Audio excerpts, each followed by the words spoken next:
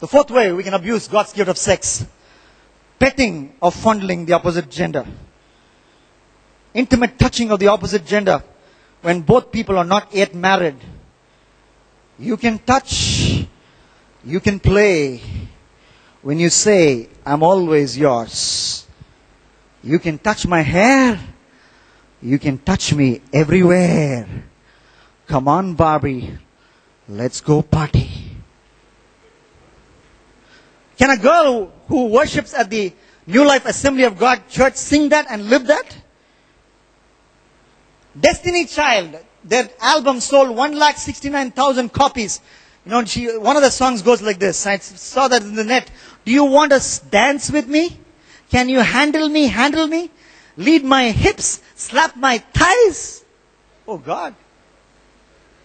I was driving down to Warangal before I got to preaching this week. Last week, I was driving down. I finished my morning shift at 2:30, came back home, caught 2 hours of sleep. At 7 o'clock, my cab driver was waiting for me to take me to a meeting at Warangal. And we were driving.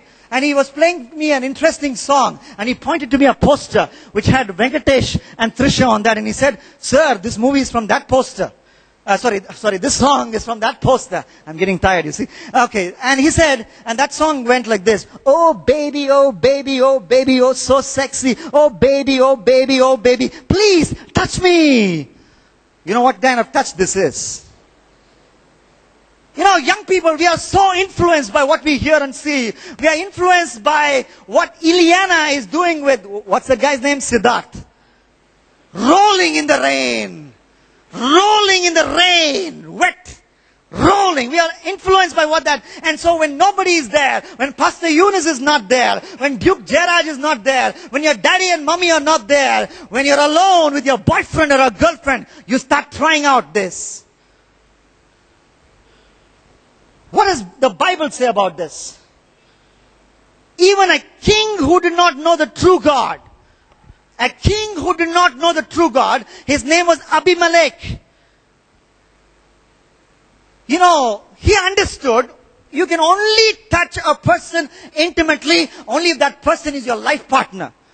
You know, Isaac told him, because he feared for the life of his wife, beautiful wife, you know, he said his wife was his sister. And then Isaac, at the age of 60, he's actually fondling Rebekah. And Abimelech saw that through the window. The Bible records this in Genesis chapter 26. And Abimelech calls him, this pagan king, he didn't believe in the true God. He said, how can you ever tell me that she is your sister when you're touching her like that? Even a pagan king understood, you don't touch a person intimately unless that person is your wedded wife. There was a time when you learned Psalm 23. You grow up. Now is the time for you to learn some truths from Ezekiel 23. Ezekiel 23 talks about two sisters, Ohala and Oholibah.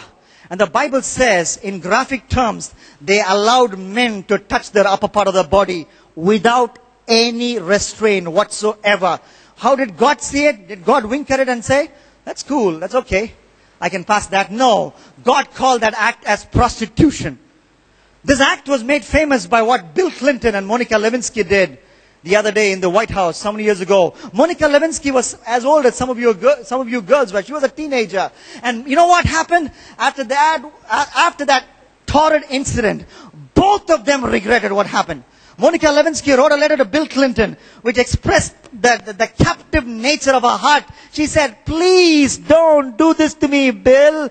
Please don't do this to me, Bill. I feel used and I feel disposable. And Bill Clinton, when he wrote his mega autobiography, his book, My Life, I remember it is page 779 or something. He said, I never wanted what I did with Monica Lewinsky come out to the world.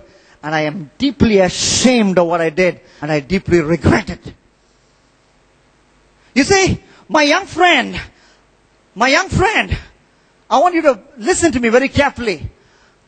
When we break God's laws of sexuality, we not only break His heart, we break our heart also. We break our heart also. We break our heart also.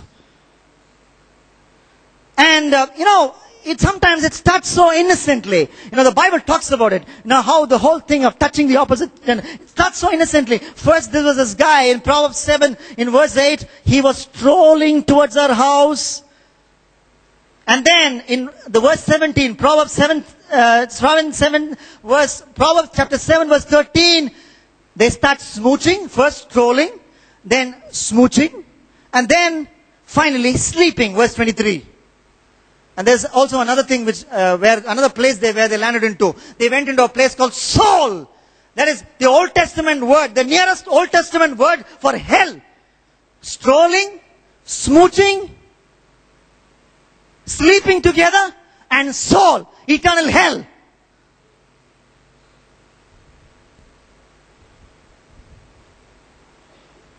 There was a bread station, they had a very interesting advertisement. Please don't start if you can't stop.